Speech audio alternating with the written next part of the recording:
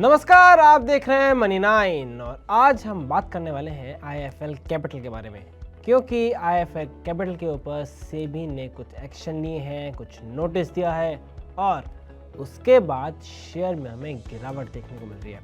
आज अगर शेयर की बात करें तो आज शेयर ऑलरेडी 2% के आसपास गिरता हुआ नजर आ रहा है। अगर बात करें तो सब सुबह खुला था, ऊपर खुला था, थोड़ी ट्रेडिंग हुई थी, लेकिन अब खुलने के थोड़ी देर बाद शेयर में करेक्शन देखने को मिला है और शेयर ऑलमोस्ट 2% के आसपास गिरता हुआ नजर आया। मैं अगर बात करें तो आईएफएल कैपिटल में गिरावट खाली आज देखने को नहीं मिली है।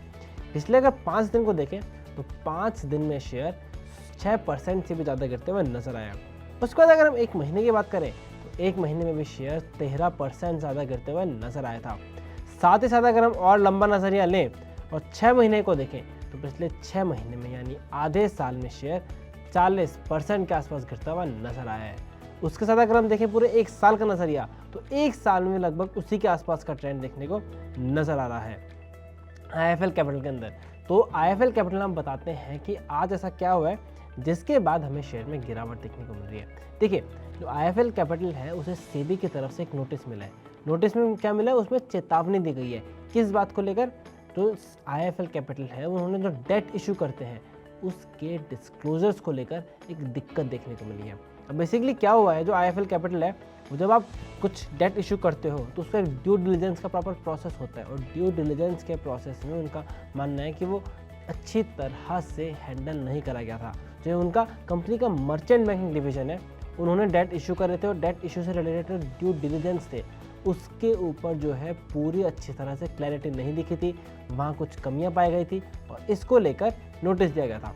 उन्हें नोटिस दिया गया था सेबी द्वारा 7 मार्च को, यानी 7 मार्च को वो डेट थी जब सेबी ने वो नोटिस दिया था, लेकिन कंपनी को नोटिस पहुंचा था वो 10 मार्च तक, यानी कल। तो उसके बाद फिर कंपनी ने जो है इस पर एक्शन लिया है, इस पर बात आई है। और एक और इम्पॉर्टेंट बात यह है, जो सेबी ने एनालाइज करा था वो एक टाइम पीरियड के बीच में करा था। सेबी ने जो भी डेट ऑफरिंग हुई थी आईएफएल कैपिटल के द्वारा उसे एक पीरियड में देखा था। कब से कब तक? अप्रैल 2022 से लेकर उन्होंने अप्रैल 2024 के बीच में उनका जो भी डेट इशू हुआ था उसे असेस करा और उसमें उन्हें कमियाँ पाई गई। कमियाँ में ये पाई गई थी कि जो डिस्क्लोजर्स हैं, जब आप डेट इशू करते हो उसका इंडिविजुअल ब्रेकडाउन करना होता है कि कब कब कौन कौन से कितने करे गए हैं डेट इशू, और उन सबका एक्सपेंस बताना होता है, यानी आपके कितने एक्सपेंसेस हैं। तो वहाँ कमी पाई गई थी। साथ ही साथ जो भी इंटरमीडियरीज होती हैं ऑफर डॉक्यूमेंट में अब इशू के बाद उनकी पेमेंट को लेकर भी जो है सेबी को जो पूरा डिस्क्लोजर था या डिटेल्स थी उसमें पूरी तरह से सेटिस्फेक्शन नहीं मिला। सेबी को लगा कि ये पूरी तरह से नहीं है, उसमें क्लैरिफिकेशन नहीं मिला, या उनमें जो भी डिस्क्लोजर्स दिए गए थे या जिस तरह से उन्होंने पूरी आईएफएल कैपिटल ने डेट इशू के एक्सपेंसेस और टाइमलाइन की पेमेंट को लेकर जो डिटेल्स दी थी, जो भी जानकारी दी थी, सेबी को उसमें कमियाँ मिली। कमियाँ किसके तहत मिली? कमियाँ मिली आईसीडीआर रेगुलेशंस होते हैं उसके तहत सेबी को लगा कि पूरी तरह से प्रॉपर्ली डिस्क्लोज नहीं करा गया है, जिसके बाद सेबी ने एक्शन लिया है।